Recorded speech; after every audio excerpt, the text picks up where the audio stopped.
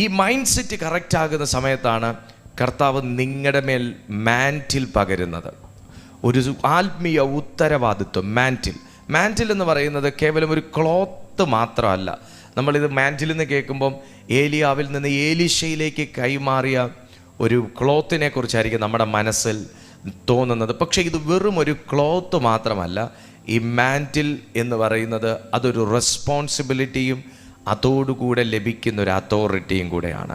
ഒരു വ്യക്തിയുടെ മേൽ ഡിവൈൻ മാൻറ്റിൽ ഉണ്ടെങ്കിൽ ആ വ്യക്തി അടുത്ത സെക്കൻഡ് മുതൽ ദൈവത്തിൻ്റെ മുമ്പിൽ ചില പരീക്ഷകൾ അവൻ തെളിയിക്കേണ്ടതായിട്ടുണ്ട്, പരീക്ഷകൾ അവൻ അറ്റൻഡ് ചെയ്യേണ്ടതായിട്ടുണ്ട്.